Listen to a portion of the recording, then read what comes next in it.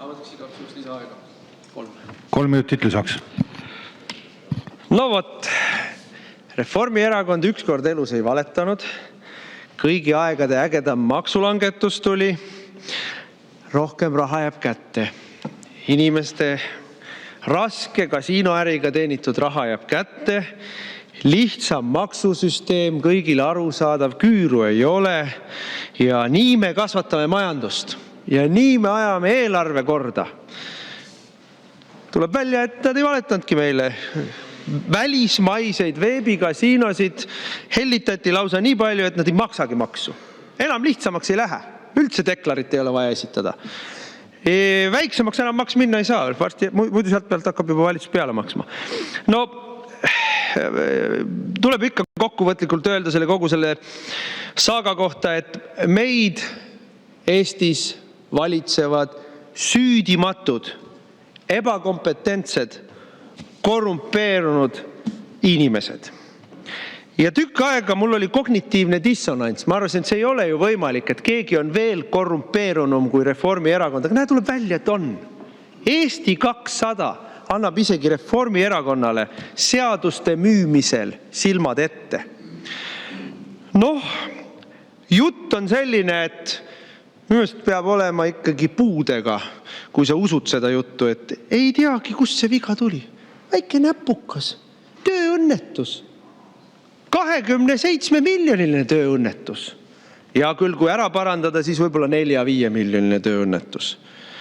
Aga vaadake, kui kellegile kingitakse näpukaga 27 miljonit, siis te võite peksta mind, kui tahate, aga mina ei usu, et see oli näpukas. Kogemata. Ei ole. Selles mõttes on ikkagi vaja selgeks teha, palju need inimesed tagasi said. Kickbacki. Kes selle näpuka tegid? Kriminaalasja on vaja. Uurimist on vaja.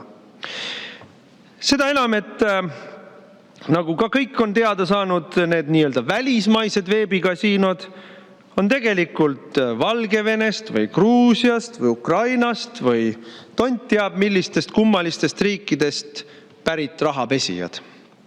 Seda ütlevad meile rahapesu andmebüroo inimesed.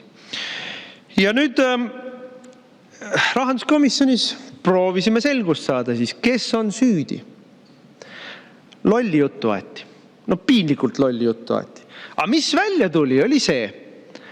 Ametnikud ütlesid algatajatele, nendele samadele Eesti 200-lastele juba suvel, et niimoodi seda teha ei tohi. Seal on oht, et siis ei hakka maks laekuma üldse.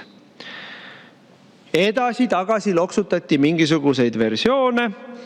Algatajad teadsid, et see oht on olemas, teadsid, et selline sõnastus toob Eestile kaasa katastroofilise eelarve laekumise puuduse, aga andsid ikkagi sisse sellises sõnastuses eelnõu.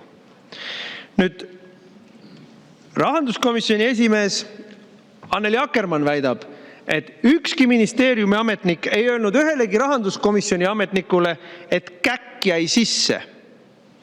No võite mind peksta, aga ma ei usu seda. Küllap ikka ütles, oli poliitiline otsus nii teha. Ja see tähendab, kuigi ma alati tahaksin lahti lasta ka ametnikke, aga praegu on ikkagi vastutus eelkõige poliitiline. Ja see ei ole poliitilise vastutuse võtmine, et oi, aga näete, me toome siia teile selle parandusseaduse eelnõu, teeme kähku ära ja kõik on korras. See ei ole vastutus. Mingisugune vabandus moka otsast, et oi, näeme, kõik eksisime või kõik lasime asja kogemata silmade vahelt läbi. See ei ole ka mingisugune vastutuse võtmine. Vastutuse võtmine oleks see, kui Tein ja Tali astuks Riigikogust tagasi. Vastutuse võtmine oleks see, kui kõik need 51 saadikud, kes hääletasid selle käki poolt, võtavad nüüd oma taskust, oma raha ja maksavad riigieelarvesse puudujäägi kinni. On seda 27 miljonit või on seda 4 miljonit, vahet ei ole. See oleks vastutuse võtmine. Vastutuse võtmine oleks see, kui Akkermann astuks tagasi rahanduskomisjoni esimehe kohalt. Aga tegelikult lõppkokkuvõttes vastutab peaminister Michal. Sellepärast, et peaminister Michal hoiab pilpa peal seda asja, mida me nimetame Eesti 200-ks ja laseb endalt välja pressida koalitsiooni hoidmise ja eelarve vastuvõtmise ähvardusega, laseb endalt sellist käkke välja pressida. See ei ole juhtimine. See ei ole riigi ees vastutamine. See ei ole eelarve tegemine, ammugi ei ole see eelarve korda tegemine.